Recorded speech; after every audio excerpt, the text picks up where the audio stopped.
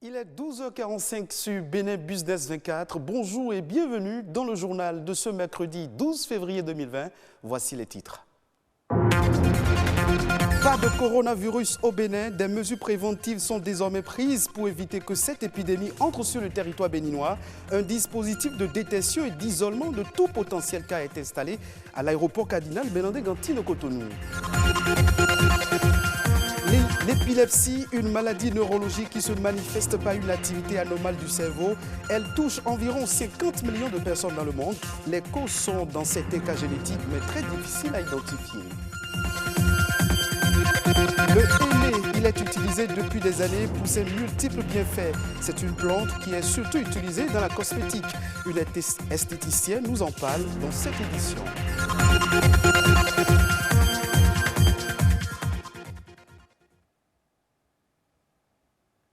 L'Organisation mondiale de la santé OMS l'a annoncé. Tous les pays doivent être sur le qui-vive pour une gestion efficace de l'épidémie du coronavirus. Le Bénin suit ce conseil et comme bon nombre de pays africains prend des mesures préventives.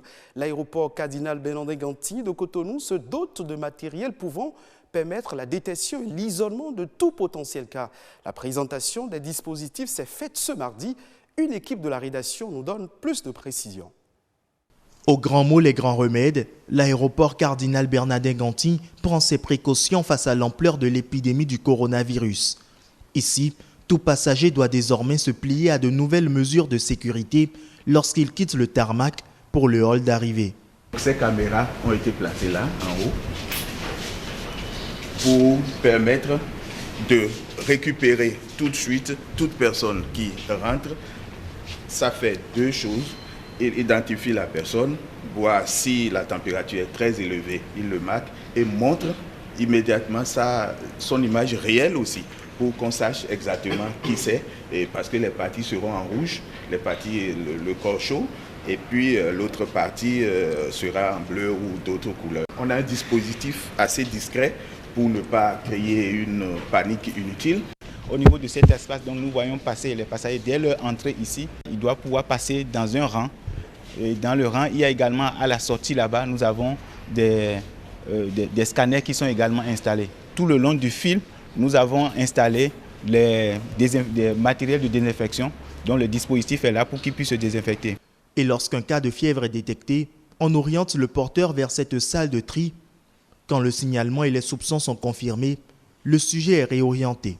Au cas où nous avons une confirmation par rapport à la provenance qui peut être une zone à risque, et puis la température qui est élevée, nous l'amenons dans la salle d'isolement qui est une salle où nous essayons de mettre la personne en condition pour essayer de recueillir suffisamment d'informations, et quand cela est nécessaire, nous faisons appel au SAMU pour pouvoir le conduire au site d'isolement. Tout ceci est fait avec l'aide de membres du personnel de l'espace aéroportuaire formés et outillés pour la circonstance. Ceci au grand bonheur de l'Organisation mondiale de la santé. Le gouvernement, l'OMS, on était ensemble pour mettre en place ce dispositif et nous sommes entièrement satisfaits de ce que ce dispositif permet dès la descente de l'avion à l'entrée au hall de prendre la température et faire un interrogatoire poussé de la personne avant de l'amener si la personne est suspecte en salle d'isolement. Donc c'est un dispositif qui marche parfaitement et qui respecte les normes internationales. La sensibilisation n'est pas non plus absente. Des kakémonos sont installés un peu partout avec pour mention les 7 mesures essentielles pour se protéger d'une infection du coronavirus. Pour le ministre de la Santé, pas d'inquiétude aussi bien pour les autochtones que les passagers à destination du Bénin. L'arrivée au pays révélé peut donc être belle et le séjour sain. Merci à vous, Rodrigue Babagbeto. Nous restons encore dans le domaine de la santé. Vous ne le savez peut-être pas, environ 50 millions de personnes sont atteintes de l'épilepsie dans le monde, selon les statistiques de l'Organisation mondiale de la santé, OMS. L'épilepsie, l'une des affections neurologiques les plus fréquentes. Cette maladie congénitale se caractérise par des crises récurrentes qui se manifestent par de brefs épisodes de tremblements involontaires touchant une partie ou l'ensemble du corps humain. Selon les estimations de l'OMS, près de 80% des personnes souffrant d'épilepsie vivent dans les pays à revenus faibles ou intermédiaires. Plus de précisions dans ce reportage de Stéphanie Dekpemandora. J'ai fait j'ai. Au quotidien, cette dame vit normalement. Pourtant, elle souffre de l'épilepsie. Son cerveau provoque des décharges électriques anormales qui s'accompagnent parfois de crises. Elle en a souffert plusieurs années sans le savoir. J'ai eu ma première crise en 2011, après un accouchement difficile. Je vais dire à la sortie même de l'hôpital en allant, j'ai constaté des flashs lumineuses sur mes yeux, alors que c'était déjà les crises et je ne savais pas. Longtemps associée au diable ou au surnaturel, l'épilepsie est aujourd'hui une maladie acceptée. L'épilepsie n'est pas une maladie contagieuse. Ce n'est pas aussi une maladie due à un pouvoir maléfique. Bien qu'elle ne soit pas contagieuse, c'est une pathologie très handicapante pour les personnes atteintes. Une crise d'épilepsie, c'est comme un orage. C'est comme un trouble brutal et momentané de l'activité électrique du cerveau. On peut avoir des crises dues à une anomalie structurelle. On parle d'épilepsie structurelle. Il y a des anomalies d'origine génétique, donc un peu héréditaire. Il y a des anomalies d'ordre métabolique. Il y a aussi des anomalies d'ordre infectieux, des infections. Il y a des anomalies auto-immunes et dans certains cas, on n'a aucune cause. Selon l'Organisation mondiale de la santé, plus de 50 millions de personnes souffrent de l'épilepsie dans le monde. C'est l'affection neurologique la plus fréquente après la migraine. Aujourd'hui, il existe de nombreux traitements. Les médicaments classiques existent. Nous avons le phénobarbital qu'on appelle le Gardénal, nous avons la phénitoïne, nous avons la carbamazépine qu'on appelle le Tegretol, nous avons aussi la dépakine qu'on appelle l'acide valproïque.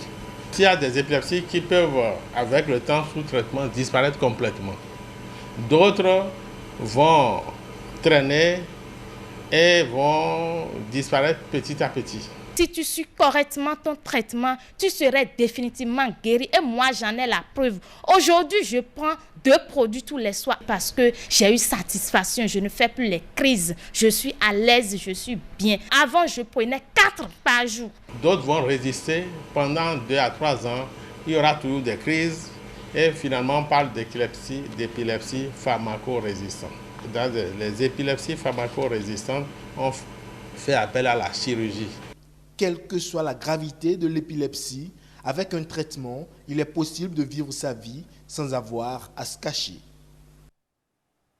Vous venez de suivre un reportage de Stéphanie Dekwemadora présenté par Ulvaeus Balogun. On parle à présent de la grossesse. C'est une période importante dans la vie de la femme, mais aussi de la famille. Si la femme est d'habitude suivie par un gynécologue obstétricien, j'y arrive, le pédiatre a aussi un rôle à jouer dans le bien-être de la femme enceinte. Quelle est l'implication du pédiatre dans le suivi de la grossesse? Romuald Boton nous en dit plus dans ce reportage de Marianne Borsemeli. Si être mère est le désir de toute femme, il y a tout de même un préalable.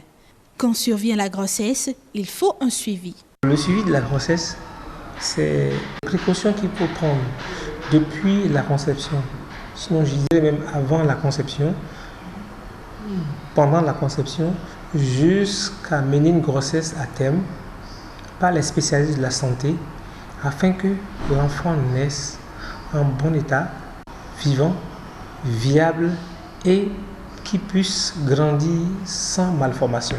S'il est de coutume de se faire suivre par un gynécologue, le suivi d'une grossesse fait intervenir en plus de l'obstétricien un autre spécialiste, le pédiatre. Le pédiatre doit avoir un œil sur la grossesse pour éventuellement rappeler certaines choses parce que le gynécologue, lui, ne pense qu'à la croissance du fœtus et à la bonne santé de la mère. Mais le pédiatre, lui, il pense non seulement à la croissance du fœtus et à la bonne santé de la mère, mais à ce que deviendra le fœtus après sa sortie.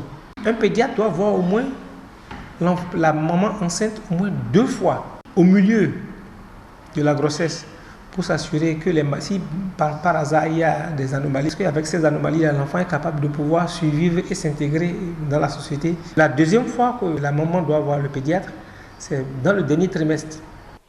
Et lorsque la grossesse est mal suivie, les conséquences sont énormes. Lorsque le suivi de la grossesse est mal fait, les principaux risques, en fait, c'est ce qu'on appelle les malformations du cerveau en général. Je vais mettre sur le thème les malformations du tube neural. qui donnent en fait plus tard ce qu'on appelle des infirmités motrices d'origine cérébrale.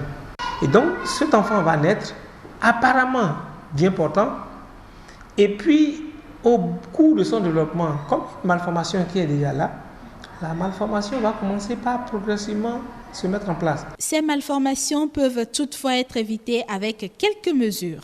D'abord, il faut préparer l'utérus. Parce que c'est l'utérus qui doit... Si tu es une femme qui fait des infections à répétition, il faut que tu te soignes. Dans le dernier trimestre de la grossesse, il faut toujours faire ce qu'on appelle une échographie.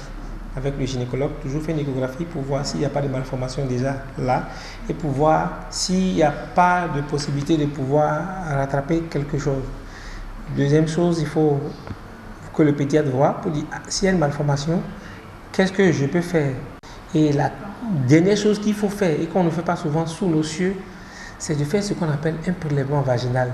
Avant que la poche des os ne se rompe, faire juste un prélèvement vaginal et aller analyser pour savoir quel type de germe est déjà dans la flore qui puisse être notif pour l'enfant qui va traverser cette filière.